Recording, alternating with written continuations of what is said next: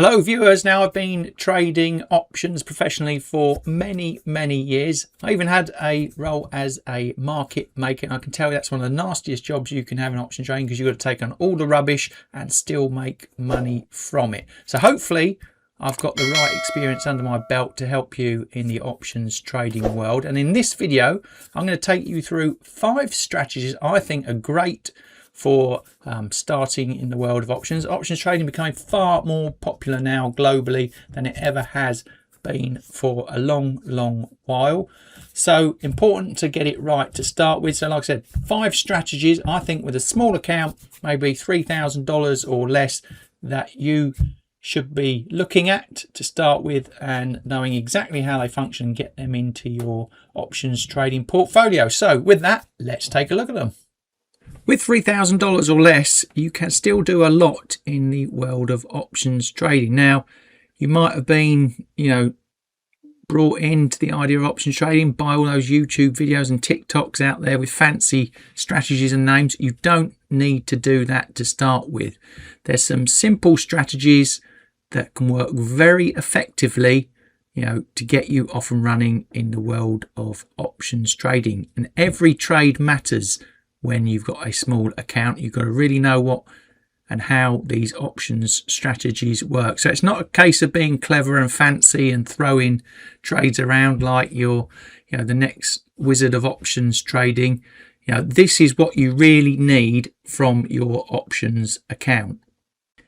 It's obvious really, but you need defined risk, controlled capital usage, simple trade structures, and the ability to survive bad trades. And that means bluntly that your job is not to look clever. Your job is to stay alive, stay disciplined, and use structures that actually make sense for the size of the account you are using. And if you're new to trading options, want to learn about them, I've got something special for you at the end of this video. But before we really get into it, I've got to say options are risky. They're dangerous if you don't know what you're doing. So this is just educational advice. It's not investment advice. You've got to do your own homework, do your own research, and be very careful, because small accounts can get wiped out very quickly if you don't know what you're doing and you're doing bad trading. But with that, let's get into my 5. The first category is debit spreads. This is one of the best places to start for a small account because it gives you directional exposure with defined risk. If you're bullish, that might be a bull call spread. If you're bearish, that might be a bear put spread. The reason I like debit spreads is that they give you a cleaner, more controlled way to express a view than simply buying naked calls or naked puts all the time. And to show you what a strategy like that, the debit spreads looks like, I always like to use payoff charts. So let's take a look at that. Again, if you're new to option trading, payoff charts are fabulous. You really need to know how they work and what they're showing you. But this is the debit spread, and it's a bull call spread payoff, and it's just a simple example, but just want you to notice the horizontal lines there.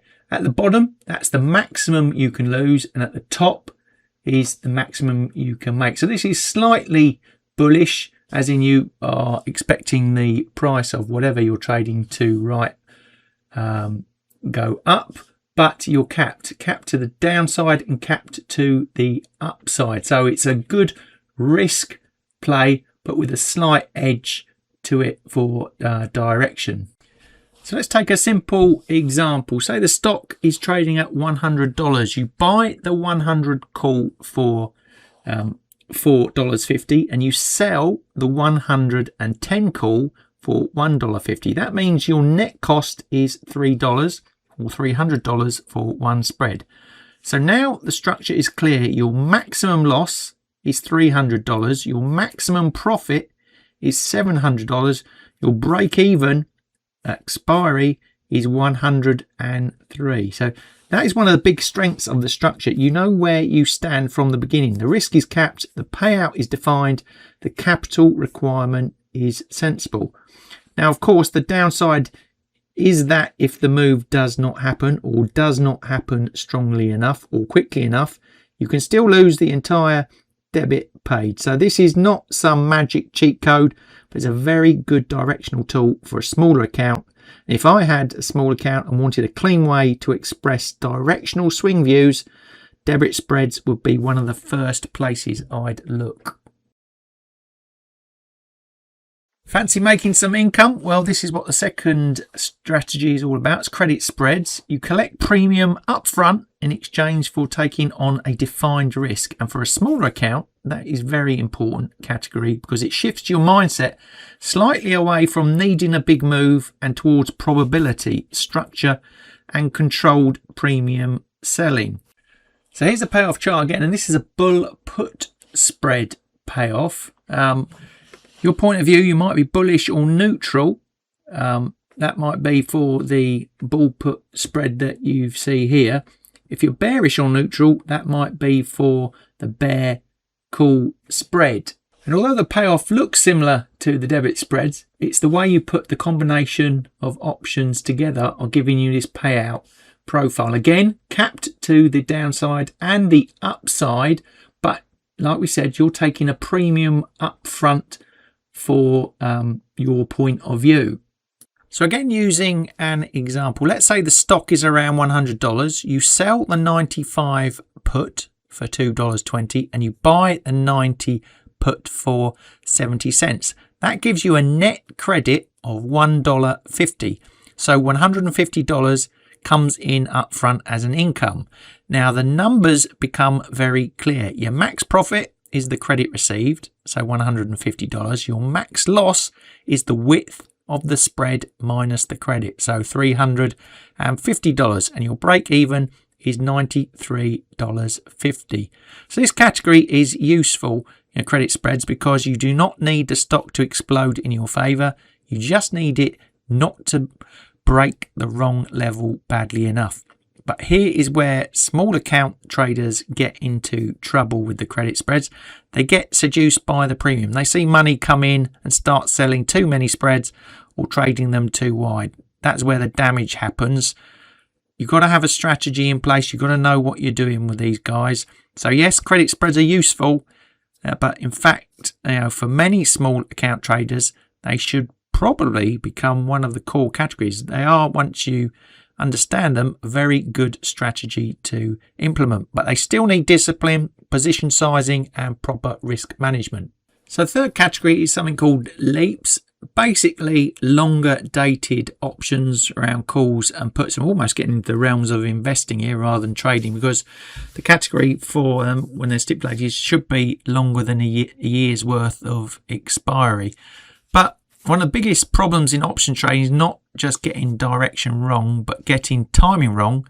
You can be right on the idea and still lose money because the option decays before the move develops properly. Leaps, though, can help with that because they give you more time for the thesis to play out.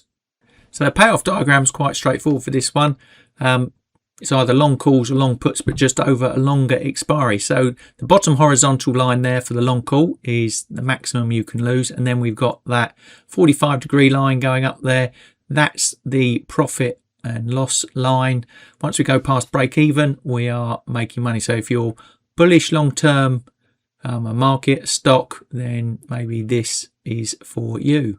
So for example, let's say the stock is trading at $100 and you buy a longer dated 90 strike call for $16.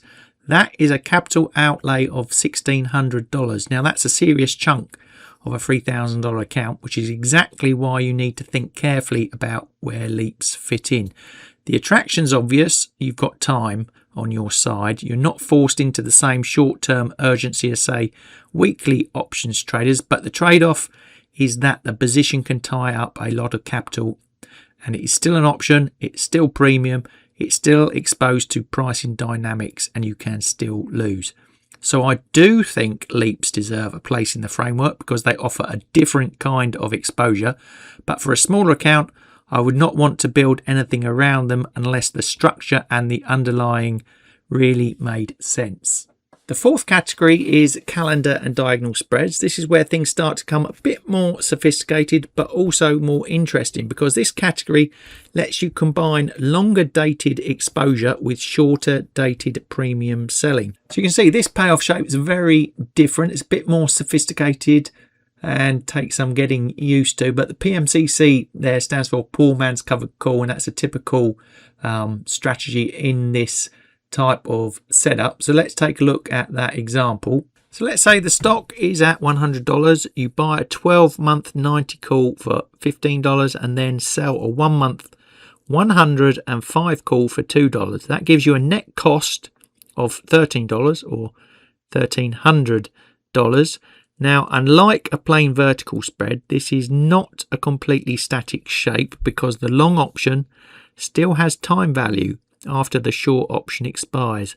That is why the payoff profile is more illustrative than fixed. But strategically, this is a very important category because it introduces the idea of owning time and selling time. That is a big step forward in options understanding. Now, the risks here are complexity. So this is not the first thing I would hand to somebody who is brand new to options trading. You need to understand how the position behaves, how the short option affects the trade, what happens if the stock moves hard, and how implied volatility can alter the picture. But for the serious trader, diagonals are a very powerful category because they bridge long-dated positioning and premium selling logic in a more capital-aware way. Now, our fifth and final category is cash-secured puts and covered calls. Now, I want to be blunt here. For a very small account, this is the least flexible category of the 5, and the reason is simple. Stock-linked strategies can tie up capital very quickly, but they still belong in the framework because they are foundational, practical, and useful in the right circumstances. So this is an example of a cash-secure put, bit like selling a put option, but the difference here is you've got to keep the full purchase amount, the collateral for buying the underlying if you get assigned on the option. Let's say you sell a 25 strike put for $1.20. That means you collect $120, but you also need enough cash set aside to buy the shares if assigned. So in effect, that trade can tie up $2,500. That is a big amount for a $3,000 account. So yes, the premium may look attractive, and yes, it may feel conservative, but people often confuse cash secured with safe. It's not the same thing. It simply means you have the cash to meet the obligation. And if the stock fails hard, your account can suddenly become heavily concentrated in one position. So I do include this category, but I would use it selectively and only on genuinely suitable underlyings that make sense for the size of the account. So if I'm going to be completely honest and not trying to dress this up, this is how I would really think about it for a $3,000 account. The real core is debit spreads and credit spreads, and then as your understanding improves, calendar or diagonal spreads. That is where a lot of sensible small account structure lives.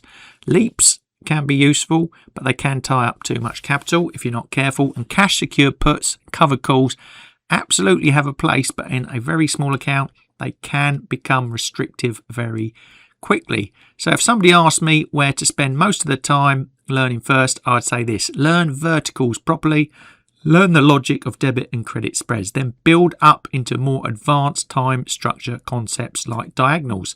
That's a far more sensible development path than starting with a random mess of social media option tactics. Before I wrap this up, let me give you the real warning. The biggest mistakes in small options accounts are not usually technical mistakes. They are behavioural and structural mistakes. Oversizing positions, buying random weeklies, chasing cheap premium because it looks exciting, selling premium without understanding the real downside, or tying up too much of the account in one position because you think one trade is going to change your life. That is how accounts get wrecked, Another big one is this. People hear the phrase defined risk and they mentally turn that into low risk. That is wrong. Defined risk simply means the risk is capped. It doesn't mean the trade is automatically sensible. A bad defined risk trade is still a bad trade. So the point of this video is not to encourage more options trading for the sake of it. It's to encourage better structure, better judgment and better use of the account. Now, if you want to go much deeper into this properly, not just as a YouTube video, but as a real framework, you can actually use, I've got something coming up that is built exactly for that. I've got 2 live online options trading masterclasses coming in June. And alongside that, my new book, Trading Options for a Living, with the PDF being delivered in May for bundle buyers. Now, part 1 is the thinking framework. That is where I show you how professional traders think before they ever touch an options chain. We go through what I call the 5 decisions frameworks: market view, move size, time horizon, volatility pricing, and then choosing the cleanest defined risk structure. And part 2 is the real world implementation session. This is where we move into practical execution across debit spreads, credit spreads, zero, DTE that stays to expiry, straddles, expected move logic, longer dated structures, controlled premium selling, and the real broker and account constraints traders need to understand. So it's not just a generic options content. It's designed to be structured, practical and usable. And if you take the bundle, you also get the book PDF in May as the detailed pre-read ahead of the live sessions. If you want to learn more about the Trading Options for a Living masterclass and book, it's all in the description below this video. You can follow those links and it'd be great to see you on that in the very near future. And the video today, 5 key option strategies for the small account. We probably narrowed it down to the preferable 3 to get your teeth into. So something to get you started for, like I said, that small account. I think they're ideal for that. Let me know in the comments below. Do you trade any of these already? Have I missed any that you would include? Love to hear your thoughts around that. And if you've liked the video, please give us the thumbs up. Don't forget to hit the subscribe and notification buttons. All helps the channel. Plenty more content coming your way. So thanks for joining me and I hope to see you in the next video.